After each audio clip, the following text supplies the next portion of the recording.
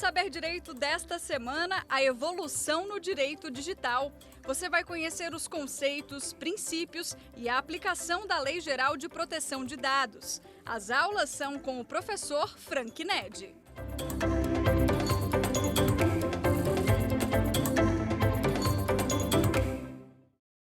Olá, todas e todas. Vamos, neste quarto encontro, dar continuidade aos nossos estudos em relação à Lei Geral de Proteção de Dados Pessoais.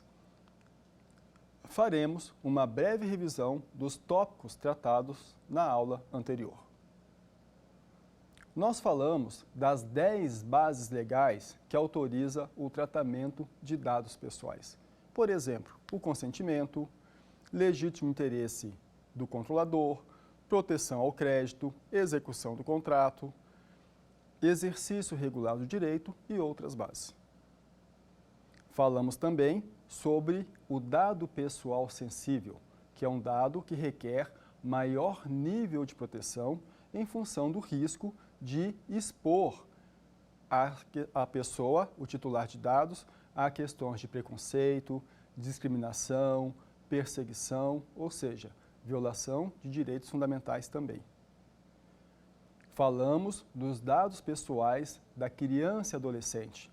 Comentamos que a criança e adolescente são seres em desenvolvimento, entendido como hipervulneráveis, que não possuem noção completa dos seus atos, de suas decisões. E por isso, numa conversa da Lei Geral de Proteção de Dados Pessoais, com o Estatuto da Criança e Adolescente, com o Código Civil e com a Constituição, que protege de forma ampla criança e adolescente, há que se fazer uma interpretação de diálogo das fontes entre esses elementos.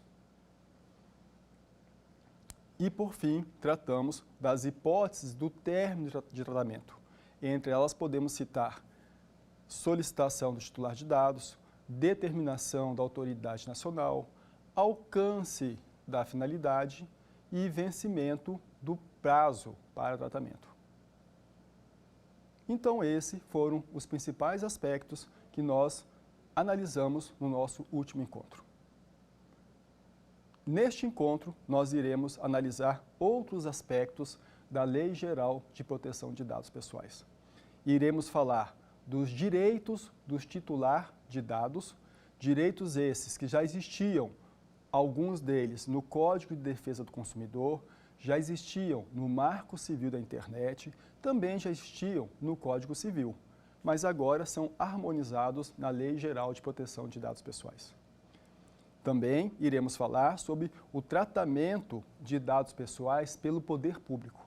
De que forma o Estado pode tratar o dado pessoal do titular de dados, sendo que o ente, União, possui uma diversidade imensa de dados pessoais. Vamos falar das situações de transferência internacional de dados. Quais são os critérios, quais são as causas, os motivos para a transferência internacional de dados, que é um elemento importante porque hoje nós vivemos numa sociedade global de dados. Ao depositarmos nossos dados em plataforma digital, a fazer o upload de uma figura, de uma imagem, de uma foto, de um registro de vídeo, todos esses dados estão indo para onde? Será que eles estão sendo armazenados em servidores, em empresas que estão sediadas e localizadas a sua infraestrutura no Brasil, ou isso está espalhado pelo mundo dentro de uma grande rede de dados? Também iremos tratar das sanções administrativas. A Lei Geral de Proteção de Dados Pessoais tem a previsão de um conjunto de sanções administrativas que serão aplicadas de forma escalonada nas situações de violação da legislação.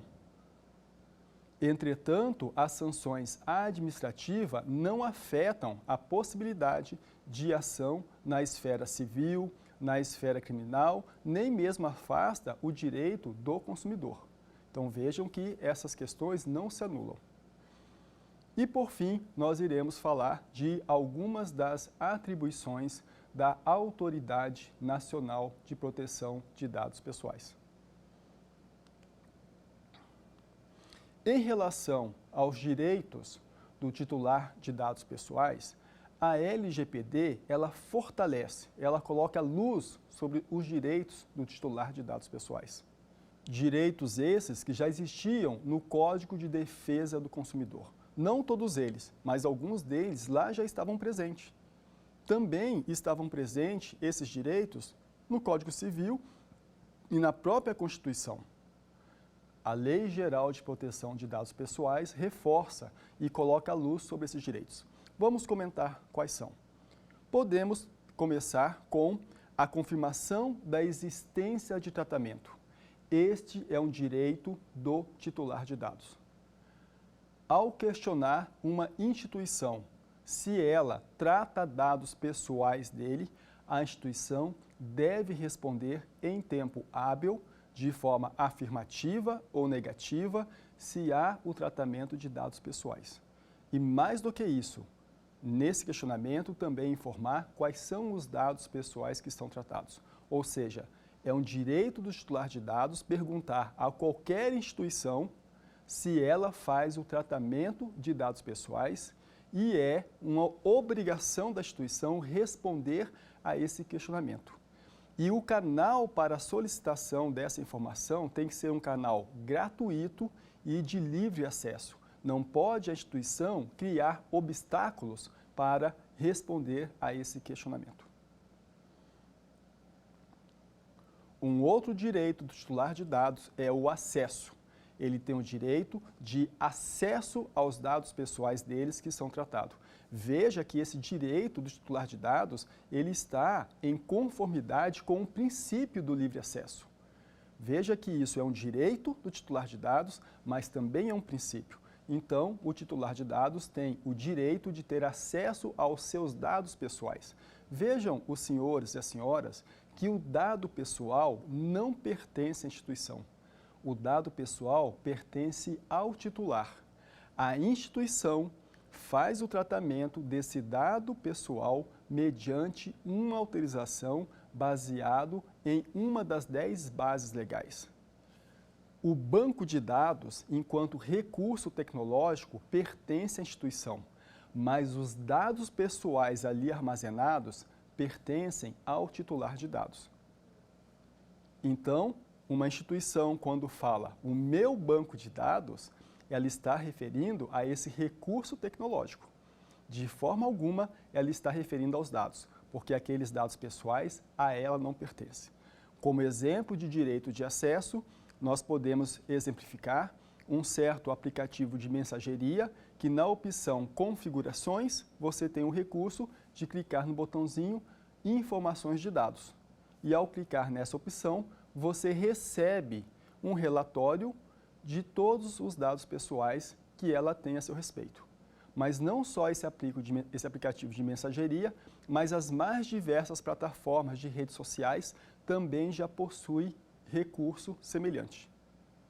Ou seja, é a materialização do direito de acesso do titular de dados em relação aos seus dados.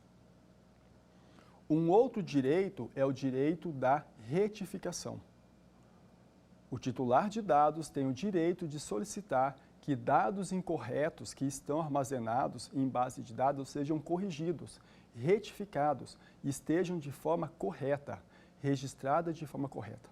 Também direito esse que já estava previsto no Código de Defesa do Consumidor. Vejam, senhores, então, que alguns desses direitos do titular de dados não são direitos novos que nascem agora com a LGPD, já estavam no nosso ordenamento. Este ano, o Código de Defesa do Consumidor está completando 30 anos. E aqui eu faço um recorte importante. Hoje em dia, passado 30 anos, qualquer empresa, independentemente do seu porte, está em conformidade, está aderente ao Código de Defesa do Consumidor. Não importa o tamanho dessa empresa e não importa aonde ela esteja localizada no país. Seja uma empresa de ofertas de bens, produtos, de serviços, está aderente. O mesmo vai se dar com a Lei Geral de Proteção de Dados Pessoais. A conformidade, a adequação, o respeito à Lei Geral de Proteção de Dados Pessoais é um processo permanente. todas as empresas, de qualquer porte, em qualquer local do país, devem adotar medidas para segurança e proteção de dados pessoais. Esta é uma ação permanente, não é uma ação pontual. Ela vai agora para sempre existir e cada vez mais ser aprimorada. Nós temos então um grande desafio que é, em uma parte, a conscientização da sociedade sobre a questão da proteção de dados pessoais, desafio imenso, conscientização através de políticas públicas, de campanhas, de cursos, de iniciativas diversas, mas também por parte das empresas de fazer a adequação no melhor nível possível na proteção de dados pessoais. Um outro direito do titular de dados é o direito ao cancelamento. O direito que ele tem de solicitar que os dados pessoais dele existentes num banco de dados sejam cancelados. Vejam aqui os senhores que não se confunde o cancelamento, ou seja, o direito ao cancelamento com o direito ao esquecimento. O direito ao cancelamento é um direito que vai falar que o titular de dados tem o direito de solicitar que cesse o tratamento, que seja cancelado o tratamento. Eu não quero mais receber ligações que estão me importunando. Eu falo, solicito cancelamento. Não me liguem mais, não tratem mais meus dados. Já o direito ao esquecimento é um outro instituto. O direito ao esquecimento, de forma geral, vai tratar sobre o direito de que fatos da sua vida pretérita que possam manchar a sua reputação, a sua honra, a sua imagem, sejam removidos da internet, sejam desindexados dos mecanismos de indexação. Então vejam, senhores, que o direito ao cancelamento não se confunde com o instituto do direito ao esquecimento. Um outro direito que surge para o titular de dados é o direito de oposição. É o direito da liberdade informacional. O direito de não querer que os seus dados pessoais sejam tratados de forma automática. Ele pode exercer a oposição, desde que o tratamento do dado pessoal não seja um requisito para o fornecimento do serviço. Como exemplo ao direito de oposição, vou usar uma situação que aconteceu comigo. Certa madrugada, eu estava estudando alguns algoritmos matemáticos e eu fui até uma plataforma de vídeos buscar um algoritmo que tinha maior desempenho, maior performance, maior velocidade. Isso, sei lá, um sábado, 3 da manhã. E ao colocar lá alguns termos de busca envolvendo velocidade, me apareceu na barra lateral a seguinte informação: o cardume com maior velocidade. 3 da manhã eu achei aquilo interessantíssimo. Fui lá e assisti o cardume de peixe mais veloz do mundo. Terminado isso, apareceu uma outra sugestão: o leão com ataque mais rápido do mundo. Fui lá e eu assisti o leão com ataque mais rápido do mundo. Na sequência, o cowboy com saque mais rápido. Assisti também. Ao final, passaram-se 40 minutos. Eu vi todas as coisas mais velozes do mundo, menos o algoritmo mais veloz que eu queria. Então veja que quando nós exercemos o direito de oposição, eu estou falando da minha liberdade informacional. Quando nós exercemos o nosso direito de oposição, eu estou falando da possibilidade de eu fazer as escolhas por mim mesmo. Eu não quero que algoritmos fiquem influenciando a minha escolha. Eu não quero, ao acessar, por exemplo, uma plataforma de compra de livros online, que ela me oferte o livro ABCD, quando eu procuro o livro X, ao final eu compro o livro ABCD, não compro o livro X e no final não leio nenhum deles. Então a liberdade informacional, o direito de oposição, é esse direito de falar, não quero que meus dados sejam tratados de forma automatizada por algoritmos.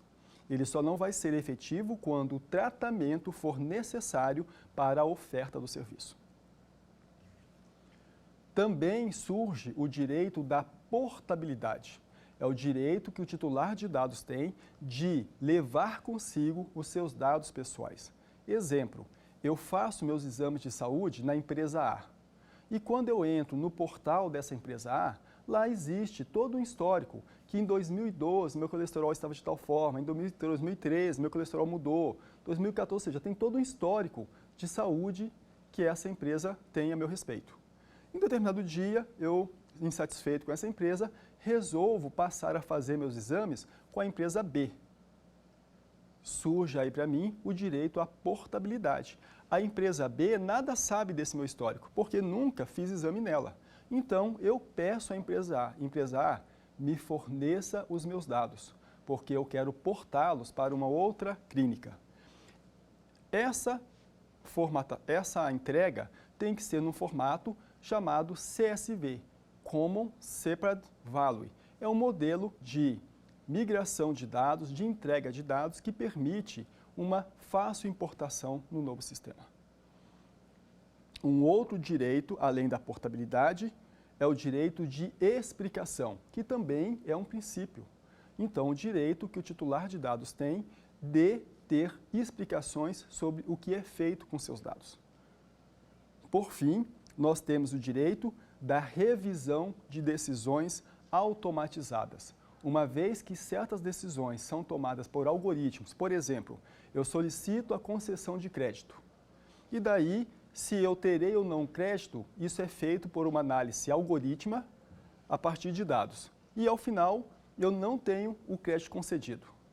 Eu vou lá e solicito uma nova revisão. No Brasil, essa nova revisão, ela também será automatizada. Não será uma revisão humana.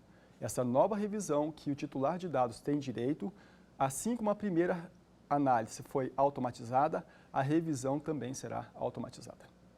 Então, o titular de dados, ele pode opor o seu direito contra o controlador, a Autoridade Nacional de Proteção de Dados, por meio de ações civis e penais e também por meio dos órgãos de defesa do consumidor.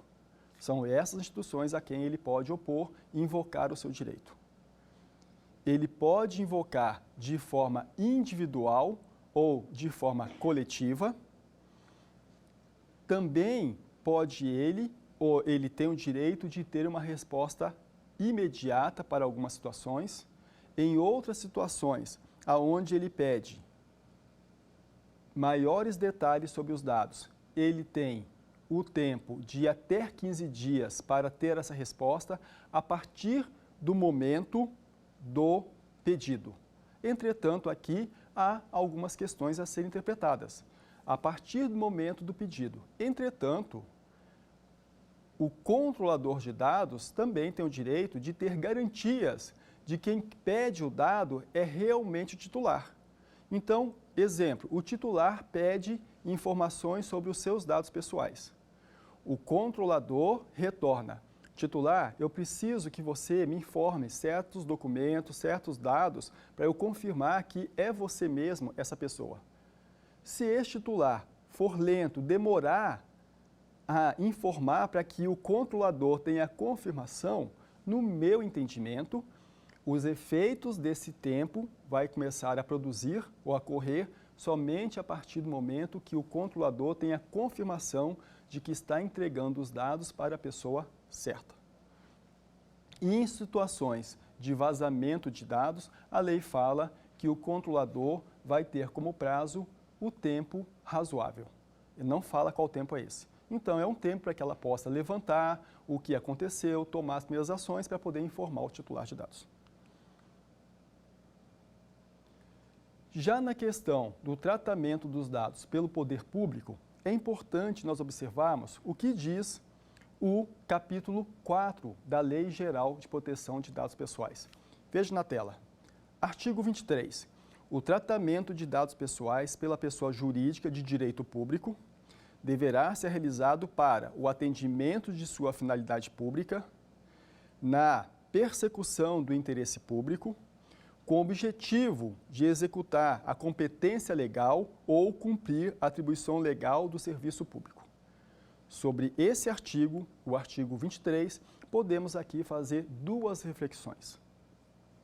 A primeira reflexão é que nós esperamos que o Estado tenha como princípio o que determina a lei, ou seja, respeite os princípios legais para o tratamento do dado pessoal. Nesse sentido, nós já conseguimos perceber iniciativas do Poder Judiciário por meio de resoluções do Conselho Nacional da Justiça, estabelecendo já encarregados de dados e portarias no sentido de adequação à Lei Geral de Proteção de Dados Pessoais, que é positivo. Uma outra reflexão diz respeito ao tratamento de dados que, por força de lei, são tornados públicos quando feito o tratamento por terceiros. Como exemplo, nós podemos citar as bases de dados do próprio judiciário, o processo judicial eletrônico e o diário judicial eletrônico, que são instrumentos que estão aderentes ao princípio da publicidade. Torna-se certos dados públicos.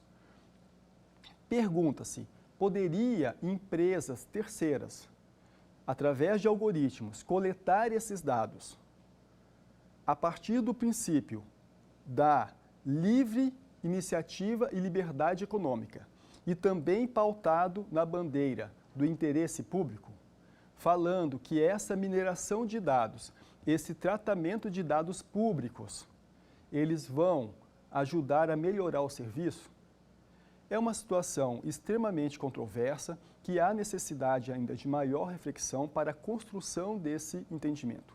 Por um lado, a lei vai dizer que os dados tornados público para finalidade determinada em lei não poderia ser utilizado para finalidade outra, senão aquela a qual se tornou público. Por outro lado, nós sabemos que a inovação, os algoritmos baseados em inteligência artificial, toda essa ação de mineração e processamento de dados pode extrair informações riquíssimas desses dados que, se respeitar os princípios da Lei Geral de Proteção de Dados Pessoais, não vai afetar, então, direitos titulares. Mas, como dito, é uma questão que merece maior reflexão e o tempo vai nos ajudar a compreender qual é o melhor encaminhamento para questões delicadas como essa. Vamos agora tratar de algumas situações da transferência internacional de dados. Vejamos que o Marco Civil da Internet, no seu artigo 11, o Marco Civil da Internet é um marco de 2014. Então, lá no artigo 11, o Marco Civil da Internet já tratava da transferência internacional de dados. Então, agora, vem também a Lei Geral de Proteção de Dados Pessoais e cria 9 hipóteses para a transferência internacional de dados. Vamos analisar brevemente essas hipóteses. A primeira hipótese vai falar sobre o país de destino que tenha grau de proteção adequado. Então, aqui nós estamos trabalhando com um critério geográfico. Então, nós estamos aqui verificando, por exemplo, um país que tenha legislação com grau de proteção semelhante ao nacional. E daí, a partir desse momento, poderia se estabelecer um acordo internacional para o livre trânsito de dados, como existe entre a União Europeia e o Japão, onde houve entendimento que a legislação dessas duas grandes regiões geográficas são legislações robustas e, nesse sentido, pactuaram a livre transferência de dados. Uma segunda hipótese é mediante garantias oferecidas pelo controlador para a transferência internacional de dados. Então, aqui nós vamos falar das cláusulas contratuais específicas, iremos falar aqui de normas corporativas globais, vamos falar de selos, vamos falar de certificações e normas de conduta. É interessante nessa situação que, mais do que o contrato, seja feito também o due diligence, que é uma ação de validação, de verificação, de confirmação se aquelas cláusulas contratuais efetivamente estão sendo implementadas. E existem diversas formas de você implementar um mecanismo de due diligence, desde resposta a formulários a processos de auditoria. O terceiro inciso, que vai falar sobre possibilidade da transferência internacional de dados, é quando é relativo à cooperação internacional para fins de investigação. Importante observarmos que nós vivemos numa sociedade onde os dados estão dispersos por vários países. Nesse sentido, para a investigação de crimes cometidos na internet, aonde você tem a descentralização da rede e a hospedagem de serviço em outros países, é esse elemento um elemento importante para a transferência. Por exemplo, se estiver no processo de investigação criminal de crimes envolvendo criptomoedas, aonde pode estar investigando operadores baseados em vários países diferentes. Ou seja, investigação para fins criminais. O inciso 4 vai falar da proteção da vida ou incolumidade do titular de dados ou terceiros. Podemos citar como exemplo um brasileiro que, estando no exterior, sofre um acidente e precise que seus dados médicos sejam transferidos para este outro país para que ele possa ter uma continuidade do seu atendimento. Nessa hipótese, mesmo que esse outro país tenha uma lei em termos de força inferior à lei nacional, é um critério que permite a transferência internacional de dados. Tutela da vida. O inciso 5º vai falar quando a Autoridade Nacional de Dados Pessoais autoriza a transferência. Então, a instituição A não conseguiu achar nenhum critério e, na dúvida, ela consulta a autoridade nacional. A autoridade nacional, por meio do seu corpo técnico, vai avaliar as condições e, ao final, pode emitir uma autorização. O inciso 6 vai falar dos acordos mediante cooperação internacional. Aqui, cabe destacar que o Brasil tem 2 importantes acordos de cooperação internacional. A Convenção das Nações Unidas contra o crime organizado transnacional, e daí nós estamos falando tráfico de pessoas, tráfico de drogas, de armas. Então, esse é um acordo que o Brasil tem assinado, que respalda a transferência internacional de dados, e também a Convenções das Nações Unidas contra a corrupção. E daí podemos citar como exemplo recente na história do nosso país a Operação Lava Jato, aonde, por meio do Acordo Internacional de Enfrentamento Anticorrupção, houve troca de dados pessoais. O inciso 7 vai falar para a execução de políticas públicas ou atribuições legais do serviço público. Podemos citar como exemplo, o Brasil ele está comprometido com os ODS, os Objetivos de Desenvolvimento Sustentável.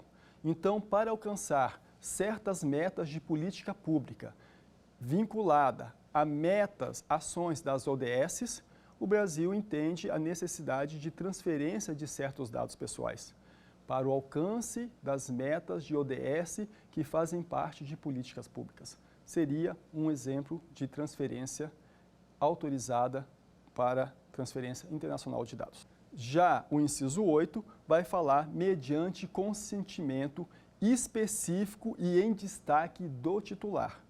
Então, o titular ele vai dar o consentimento específico em destaque. Esse consentimento pode se dar por meio escrito ou por outro meio, desde que comprove a manifestação de vontade do titular. Aqui, então, nós vamos ter os termos de uso, as políticas de privacidade. E, dentro desses termos de uso e política de privacidade, esse consentimento tem que ser específico e em destaque. Aqui, 2 questões são importantes. Primeiro, uma realidade da sociedade do cansaço, onde o titular de dados raramente lê esses termos e, muitas vezes, quando lê, não tem uma plena compreensão do que ali está escrito. Nesse sentido, as legislações, não só nacional de proteção de dados pessoais, mas as globais, vêm falando que esses termos, então, têm que ser de fácil entendimento, de fácil compreensão para o titular de dados. Nesse sentido, a semiótica pode ser uma ferramenta importante para gerar mecanismos que facilite a compreensão do titular de dados com o que ele está consentindo. Por fim, o último inciso que vai falar da transferência internacional de dados é para cumprimento de obrigações legais ou regulatória do controlador, execução de contratos ou exercício regular do direito. Então, quando você está numa situação de exercício regulador do direito, obrigação regulatória, você tem uma autorização para transferência internacional dos dados.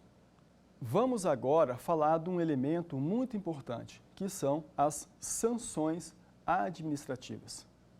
O artigo 52, então, ele vai nos informar quais são as sanções administrativas. A primeira sanção é a advertência com a indicação de um prazo para que se possa adotar as medidas de correção.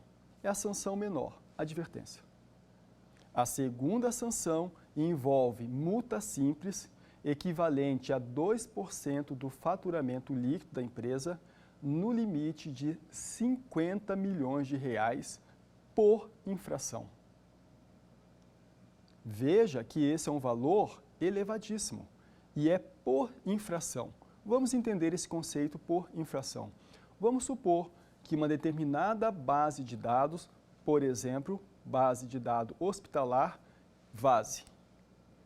Uma primeira pergunta que a autoridade pode fazer é: havia controle de acesso sobre essa base? Não, não havia controle de acesso. Uma infração pode chegar a 50 milhões. Uma segunda pergunta: o dado pessoal sensível dessa base estava criptografado? Não, não estava criptografado. Uma segunda infração, mais 50 milhões.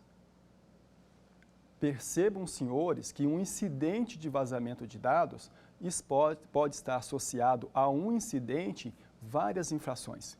E as multas, então, ou as sanções, elas vão avançando. Dentro dessa ideia, nós temos, então, a advertência, a multa, a obrigação de dar publicidade ao fato. Eu não posso, enquanto instituição, esconder que não houve vazamento. Eu tenho que criar mecanismo para alertar o meu titular de dados, até para que ele possa também adotar cautelas para se proteger. Se vazou um nome, o endereço, a filiação, o CPF, o e-mail, dados esses que talvez permitam a terceiros que tiverem acesso a esses dados criar um perfil falso dele, por exemplo, num banco digital. Então, se há um vazamento, eu tenho que dar publicidade a esse titular, eu tenho que informá-lo, dar transparência a ele, para que ele possa adotar também por si as medidas de proteção, para que ele possa se precaver, se resguardar de possíveis assédios que possam envolver, então, essa exposição dos dados pessoais. Nesse sentido, ainda dentro das sanções administrativas, nós podemos ter a suspensão do serviço de tratamento de dados pessoais determinada pela autoridade nacional ou o bloqueio de dados. De toda sorte, a Lei Geral de Proteção de Dados Pessoais, ela traz um juízo ou uma escala de culpabilidade. Esse juízo de ponderação da culpabilidade vai considerar vários elementos que a lei vai nos ajudar na interpretação. Esta instituição é reincidente? Essa instituição agiu de boa-fé ou está agindo de boa-fé? Qual é a condição econômica dessa instituição? Qual é a proporcionalidade no tratamento de dados pessoais? Ela adotou mecanismos administrativos, mecanismos técnicos, qualificação da sua equipe em relação à proteção de dados pessoais? Ela tem políticas de boas práticas? Ela está cooperando para informar o titular de dados? Qual é o grau do dano, a gravidade que o dado vazado pode causar ao titular de dados? Então vejam, senhores, que esses critérios vão ajudar no juízo de ponderação para a determinação da sanção. De toda sorte, importante registrarmos que as sanções administrativas não afastam a possibilidade de ingressar com uma ação na esfera civil, na esfera penal, quando o titular de dados sentir que os seus direitos foram violados.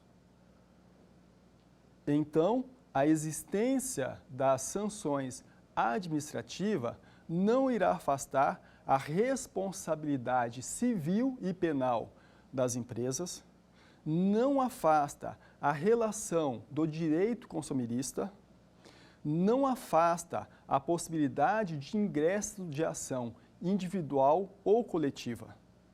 O controlador e o operador, eles respondem de forma solidária. E o que isso significa? No caso de, por exemplo, um vazamento de dados pessoais ou de um tratamento de dados pessoais que viole os princípios da Lei Geral de Proteção de Dados Pessoais, tanto o controlador quanto o operador irão para dentro do processo. E dentro do processo, eles irão apresentar os seus argumentos para sair do processo, porque a responsabilidade é solidária. Importante também registrar que o operador de dados, quando trata os dados de forma diversa das orientações do controlador, ele assume o risco e passa a exercer também papel de controlador, respondendo dessa forma, de forma mais gravosa. A Autoridade Nacional de Proteção de Dados Pessoais possui 24 atribuições. Podemos citar algumas delas. Zelar pela proteção de dados pessoais é uma atribuição da autoridade. Elaborar diretrizes, então, diretrizes para situações específicas. Fiscalizar o tratamento de dados pessoais. Realizar auditorias nas empresas. Promover o conhecimento da lei através de seminários, cartilhas, eventos. Elaborar estudos referentes à proteção de dados pessoais. Elaborar regulamentos em relação à proteção de dados pessoais. Realizar auditorias. Então vejam, senhores, que a Autoridade Nacional de Proteção de Dados Pessoais, dentro das suas 24 atribuições, aqui tratamos de algumas delas, tem um amplo leque de atuação. Esse corpo, então, da autoridade, ele, mais do que um corpo administrativo, também deve ser composto por um corpo técnico especializado. E mais do que isso, quando nós falamos da força da lei, porque hoje o que importa nessa dimensão da proteção dos dados pessoais, o debate posto não é mais qual país tem ou não tem uma lei de proteção de dados pessoais. O debate atual é qual é a força da lei, quanto essa lei está produzindo os seus efeitos conforme esperado. Nesse sentido, a independência da autoridade nacional é de fundamental importância para que se demonstre a força da Lei Geral de Proteção de Dados Pessoais. Até mesmo se você olha essa questão à luz da OCDE, Organização Cooperativa para Desenvolvimento Econômico, você vai verificar que lá dentro, como elemento para fazer a leitura de uma autoridade forte, é a sua independência. Então, mais do que ter uma autoridade nacional de proteção de dados pessoais constituída, com recursos, com um corpo administrativo e um corpo técnico sólido, é importante que essa autoridade tenha autonomia para a condução dos seus trabalhos sem interferência política e, dessa forma, fortalecer a aplicação da Lei Geral de Proteção de Dados Pessoais. Vamos agora analisar 3 questões para consolidar os temas tratados nesta aula.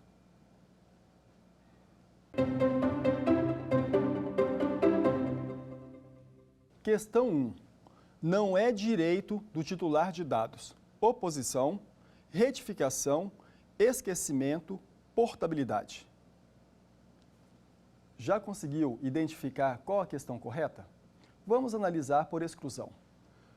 Então, não é direito do titular de dados. Oposição? Não. Oposição é um direito. O titular de dados tem o direito da liberdade informacional, a liberdade de fazer a escolha sobre os caminhos que ele vai seguir na rede, por exemplo. Então, sim, ele tem o direito à oposição. Retificação? Sim, o titular de dados tem o direito à correção, à retificação dos seus dados, garantido não somente na LGPD, mas também no Código de Defesa do Consumidor. Portabilidade, nós falamos desse exemplo. O titular de dados, ele tem o direito à portabilidade dos seus dados, da instituição A para a instituição B. Então, a alternativa para essa questão é a alternativa C, que é esquecimento. A nossa lei vai falar que é um direito do titular de dados, o direito ao cancelamento, que é aquele direito de solicitar a exclusão dos dados. O direito a esquecimento é um outro instituto que fala sobre a retirada de dados da vida pretérita da pessoa da rede, da desindexação. Vamos ver a nossa segunda questão.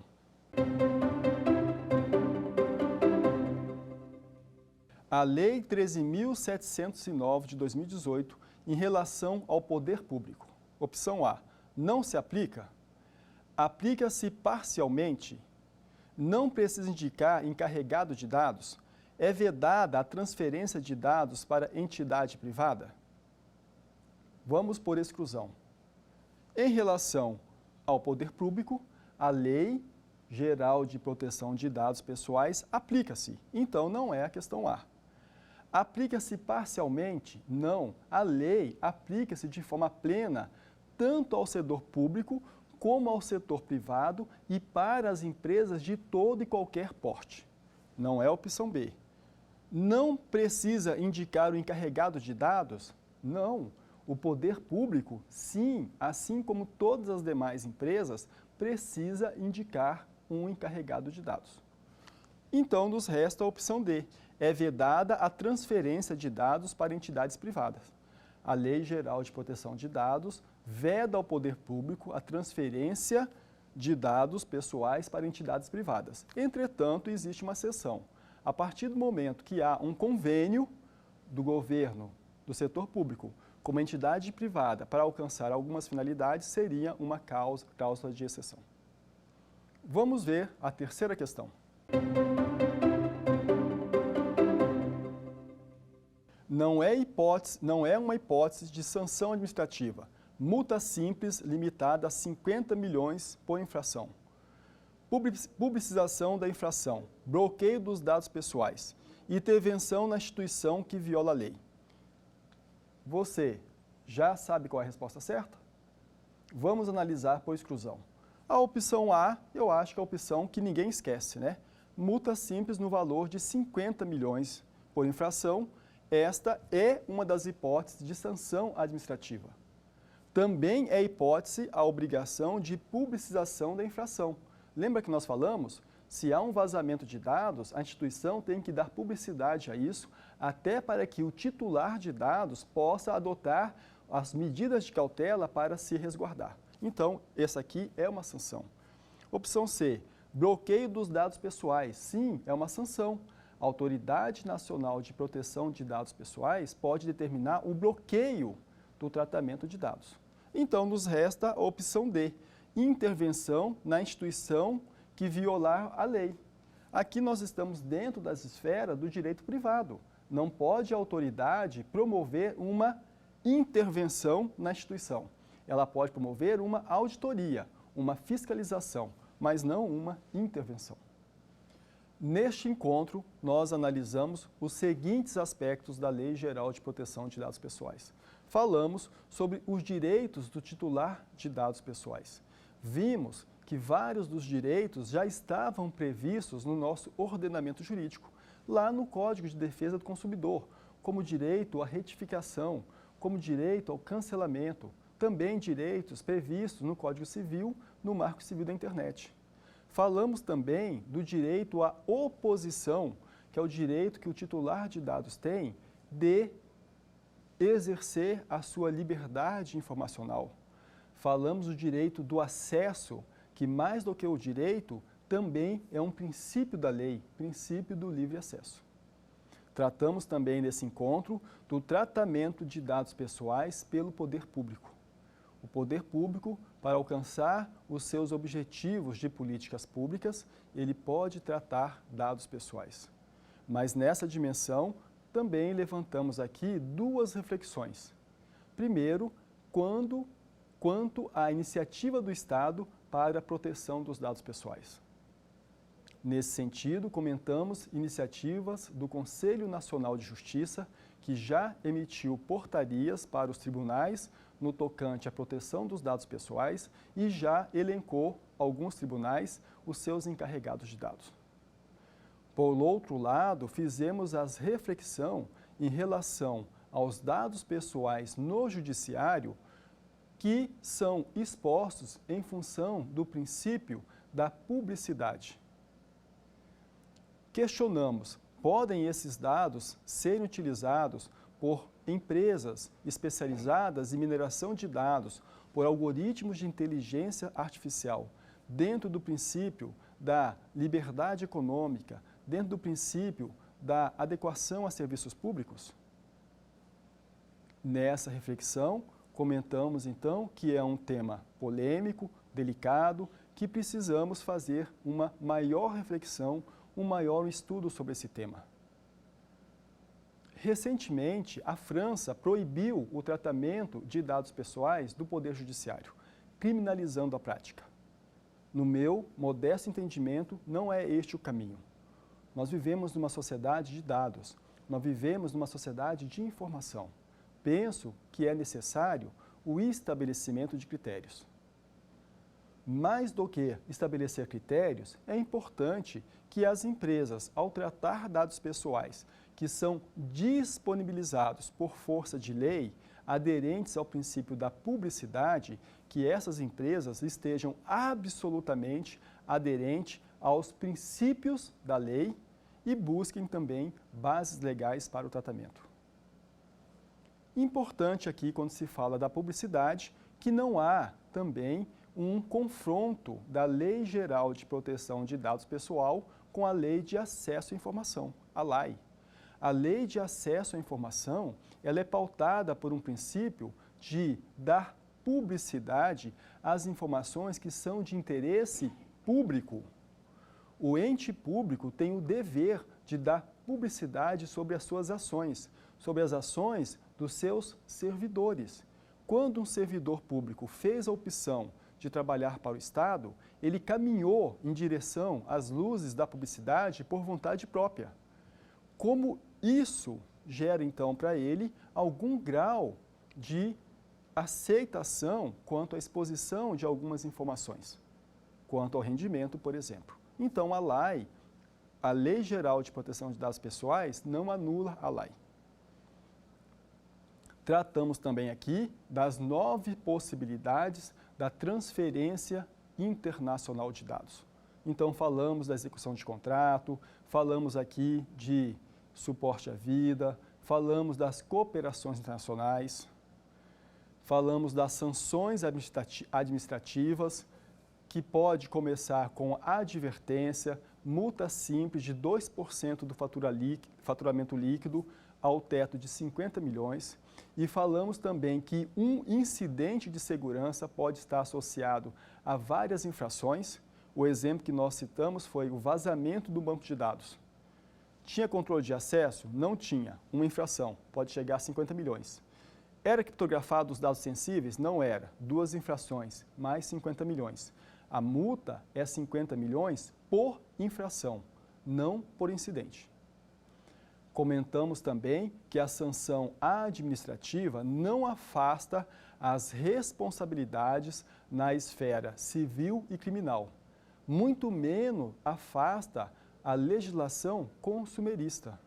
Falamos também que o controlador e o operador, que são agentes de tratamento de dados pessoais, eles respondem de forma solidária. e dentro do processo vão apresentar os seus argumentos para que saiam do processo.